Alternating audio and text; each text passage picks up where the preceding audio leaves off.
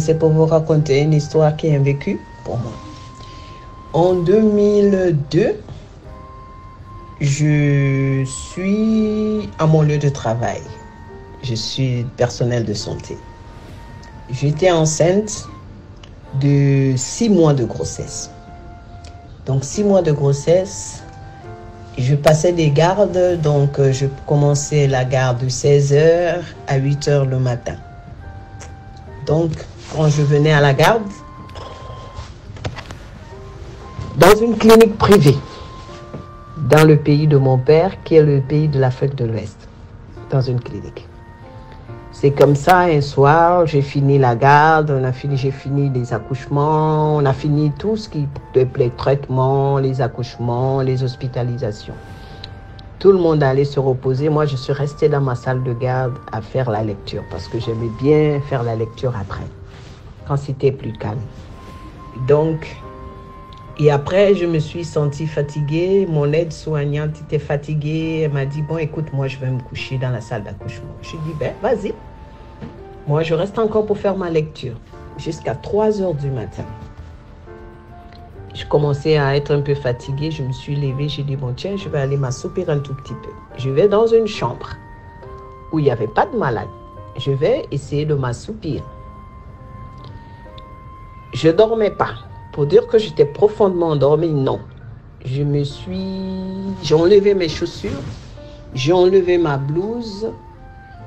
J'ai même pas enlevé la blouse, non. J'ai enlevé mes chaussures, je me suis allongée sur le lit.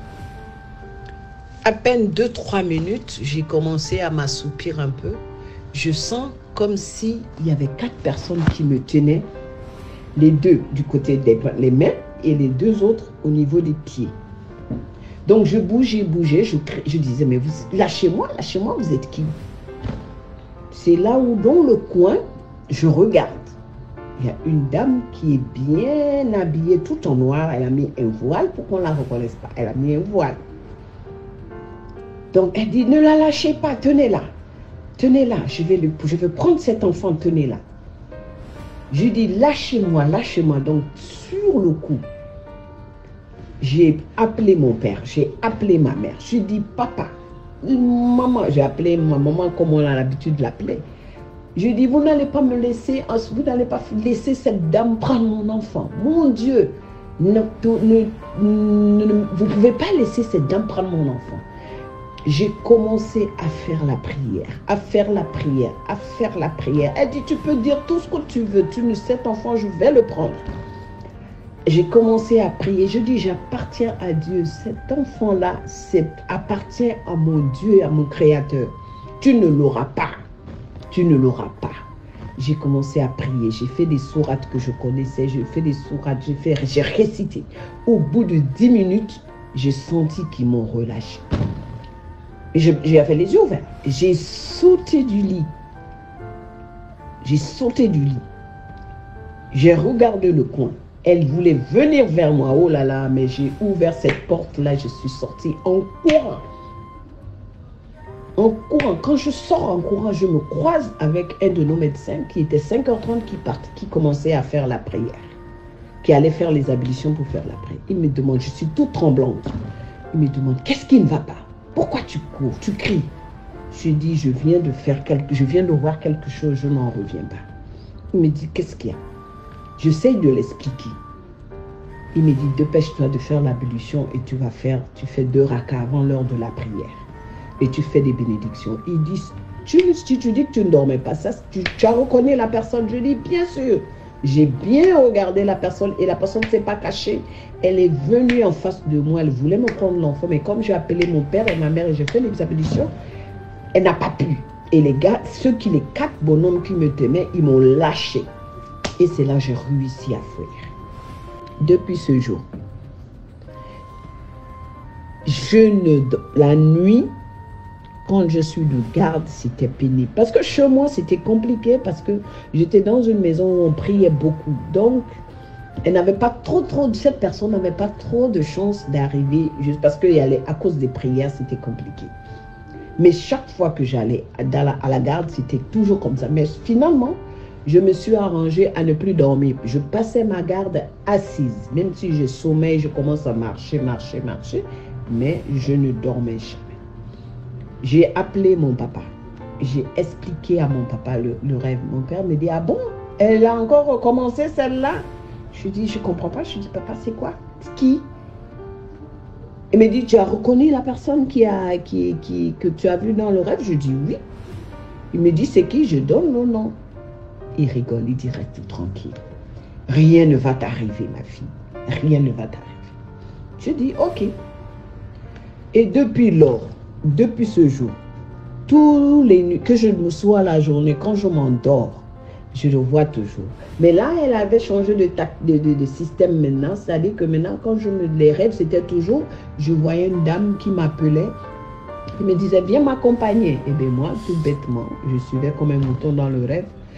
Toujours dans les cimetières. Je me retrouvais toujours dans les cimetières. Mais ce n'est pas les cimetières des Africains, ça c'était les cimetières des Européens. Et c'était toujours me diriger vers la tombe d'un homme. Toujours. Cette tombe, c'était la tombe d'un homme, mais je n'avais jamais eu l'idée de retenir le nom de cette tombe-là. Donc c'est comme ça, j'y allais.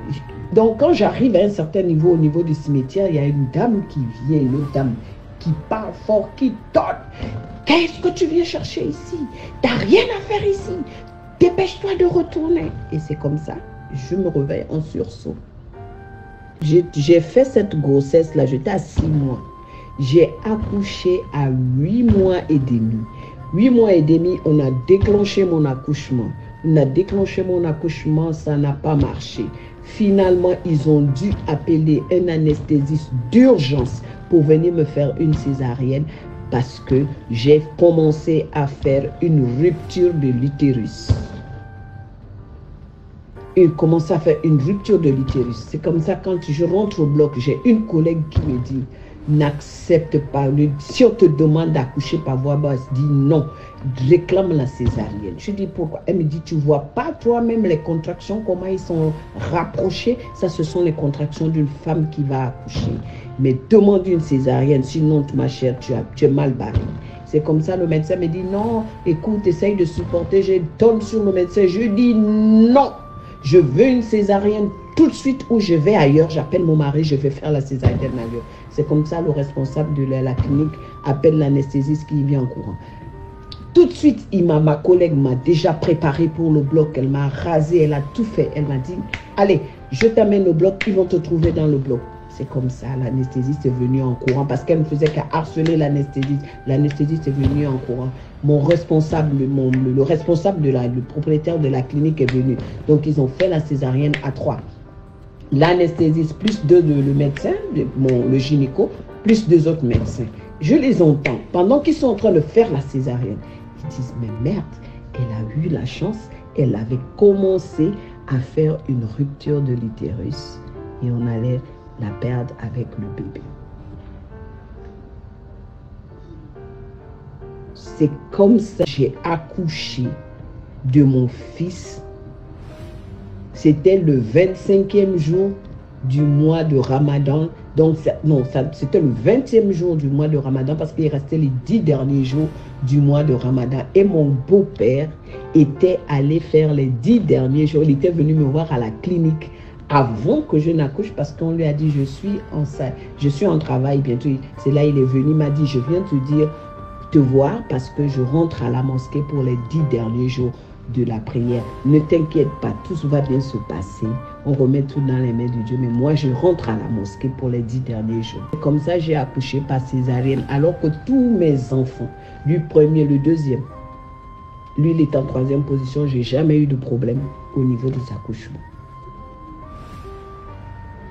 Et c'est comme ça. Quand je suis sortie de là, je suis restée avec. Mon beau-père était là, il me regarde. Il me disait toujours, toi, il y a quelqu'un il y a un membre de ta famille qui veut te mettre dans quelque chose, mais il ne trouve pas la route. Ils veulent te faire quelque chose, mais ils ne te trouvent pas. Ils veulent te mettre dans quelque chose, mais ils n'arrivent pas à t'atteindre. Qu'est-ce qu'il y a? Explique-moi, parce que lui ne connaissait pas ce qui se passait dans ma famille maternelle. Il me dit, dis-moi, qu'est-ce qu'il y a? Dans votre famille, y a-t-il des gens qui sont dans des initiations ou bien il y a des... C'est comme ça.